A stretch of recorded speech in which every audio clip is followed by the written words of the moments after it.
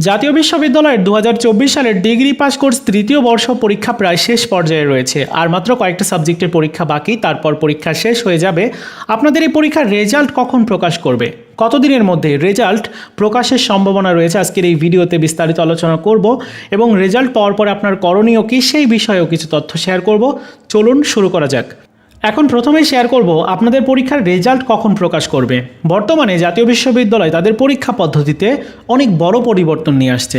এই পরিবর্তনের মধ্যে অন্যতম হচ্ছে দ্রুত রেজাল্ট প্রকাশ করা, যেটা আমরা ডিগ্রি প্রথম বর্ষের ক্ষেত্রে দেখেছি যে 51 দিনের রেজাল্ট দিয়েছে। এদিকে ডিগ্রি দ্বিতীয় বর্ষের রেজাল্ট সর্বশেষ প্রকাশ করেছে মাত্র 42 দিনে। তাহলে আপনাদের রেজাল্টটা প্রকাশ করার সম্ভাবনা রয়েছে 60 দিনের মধ্যে।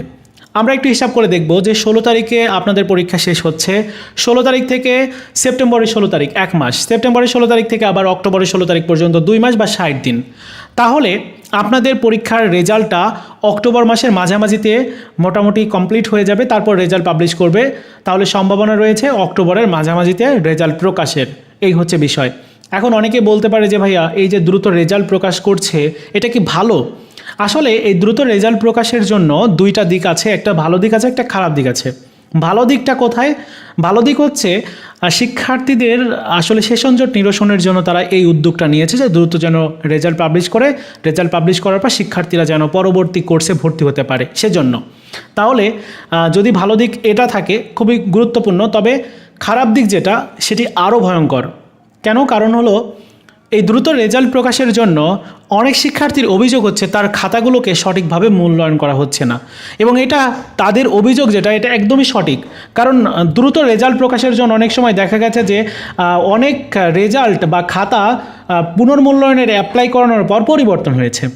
তো এইটা কেন হয়? আমি জাতীয় বিশ্ববিদ্যালয়ের সাথে যোগাযোগ করেছিলাম, বলেছিলাম যে বিষয়টা এরকম, অনেক শিক্ষার্থীর অভিযোগ এরকম। তাহলে আপনারা কি বলবেন? তারা বলেছে যে আমাদের খাতাগুলোকে আমরা সঠিকভাবে মূল্যায়ন করি। এখন যাদের অভিযোগ থাকে তারা অবশ্যই পুনর্মূল্যায়নের অ্যাপ্লাই যেন করায়। পুনর্মূল্যায়নের অ্যাপ্লাই করতে কিন্তু 1000 টাকা করে লাগে, আপনারা জানেন যে প্রতিপত্রে।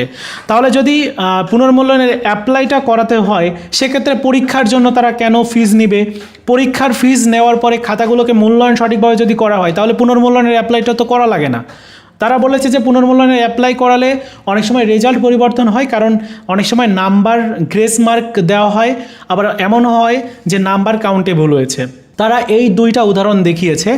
আর একটা সাবজেক্টে ফেল করলে কিন্তু 1 বছর নষ্ট হয় শিক্ষার্থীর।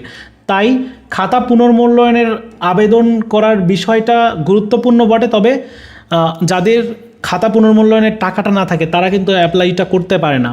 এজন্য জাতীয় বিশ্ববিদ্যালয়ের উদ্যোগটা নিতে হবে যে খাতাগুলোকে সঠিকভাবে যেন মূল্যায়ন করা হয়, 1 বার না 2 বার মূল্যায়ন করা হয়। এতে করে সময়টা যদি বেশিও লাগে তাহলেও লাগুক, বাট খাতাগুলোকে ভালোভাবে মূল্যায়ন যেন করা হয়। সর্বোপরি কথা হচ্ছে যে আপনাদের রেজাল্টটা 60 দিনের মধ্যে প্রকাশের সম্ভাবনা রয়েছে বর্তমানে জাতীয় বিশ্ববিদ্যালয়ের পরিসংখ্যান অনুযায়ী। আর যদি দেরি হয় সেক্ষেত্রে সর্বোচ্চ 70 দিন, তার মধ্যে রেজাল্টটা দিয়ে দিবে। যেহেতু তৃতীয় বর্ষ প্রত্যেকের জন্য খুবই গুরুত্বপূর্ণ, এজন্য রেজাল্ট দ্রুত প্রকাশের দরকার নেই। রেজাল্ট পরেই প্রকাশ করুক বা একটু লেটে প্রকাশ করুক, বাট আপনাদের খাতাগুলোকে ভালোভাবে যেন মূল্যায়ন করা হয়। ধন্যবাদ।